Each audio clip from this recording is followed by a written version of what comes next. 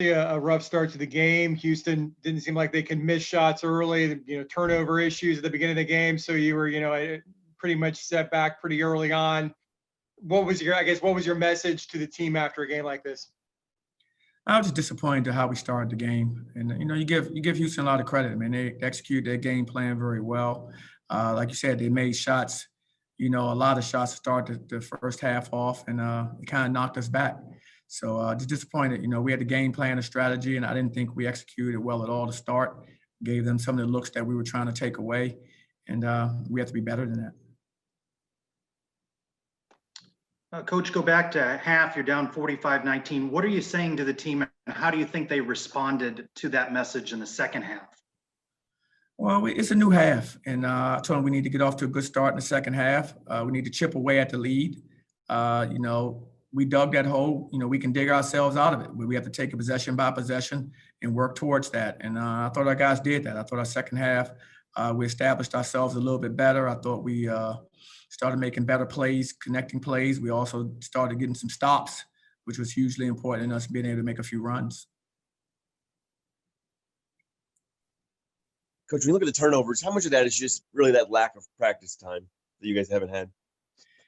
Like I said, it's hard for me to make excuses. I mean, at the end of the day, we got to take care of the ball better. Of course, we definitely would like to have more practice and more time on the floor together where we can get some chemistry. But that's just not the way it's going to be this year. You're going to have to play through these situations and do the best you can. And that's all we're going to do. And so, we'd like to have our guys, working together a little bit more on situational basketball as well as, just on some of the skill work. But we haven't had that type of time to do those things because, like I said, you're throwing together a team real quick, and going to play games. So, but our guys, the thing that it's tough to tolerate is unforced turnovers. And so if it's forced, I understand.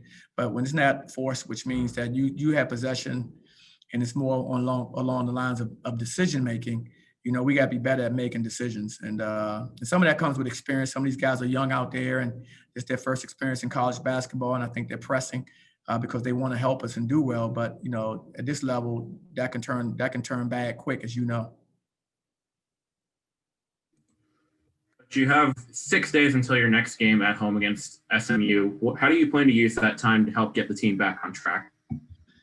We have to do some soul searching. We have to get together and we have to right the ship. I mean, there's only one way to do it, and that's through going out there through energy and effort for 40 minutes. We have to do that better than we have done in the last few games. We have to figure out, where we have to improve at, which, we have a week to kind of work on those things now and get better and also continue to get healthier, hopefully get some more bodies out there and which will also, and I think aid in with some of our depth. Jamal Reynolds saw career high in minutes, and as a result, saw career highs in pretty much every category. 14 points, 5 of 7 shooting. What can a game like this do for a player like that, still trying to learn his way? Well, it was a huge game for Jamil. I mean, plus to do it against a team like Houston, who does a great job with their post defense. I thought he did a really good job for us. He stabilized us inside, gave us a presence down there. And that was good. So, we know Jamal has a lot of potential, and I think you saw glimpses of it today of how good he can be, and he's only going to continue to get better. We saw Darius Perry on the bench for this game. What is his status? Do you expect to have him going forward against SMU? Well, we're still in a wait and see, pattern for Darius, based on how some results come back, from what he's dealing with, as you guys know. So, we have to wait and see. I can't say one way or another until we get, things back to kind of, determine where he is. And if he's able to go, I'm sure he's excited to go compete. CJ struggled today. What do you want to see him work on during practice this week and put him in a better position against SMU Saturday? Well, CJ has to just understand, what his strengths are. I mean, his strengths are right now defending and rebounding and grow his game from that perspective. Just defend, rebound, and look to make plays, like similar to like a guy like Gorham did for Houston. Just really had 5 offensive rebounds. I mean, those are plays that a player like CJ can make today. He has to just understand his value in doing those things because he's a great young man and he's really coachable. We just have to continue to work with him, understanding that here's some of your strengths, like offensive rebounding, defensive rebounding, being the best defender. He should be one of the best defenders in the nation. He can move so well. He can guard multiple positions.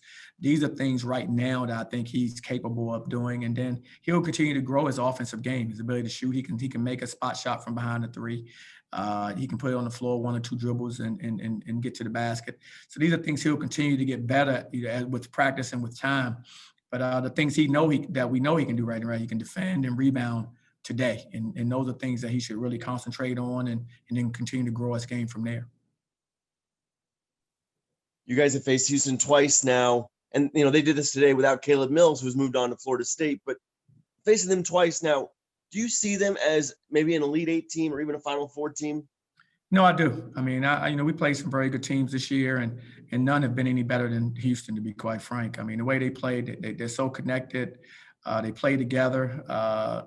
They play with such a physicality and aggressiveness for 40 minutes. And I respect that as a coach. You respect the way they play. And for us right now, they've been the cream of our league, and there's someone that I think that all of us coaches that are in this league are looking at and like, hey, we want to be there. We want to get there.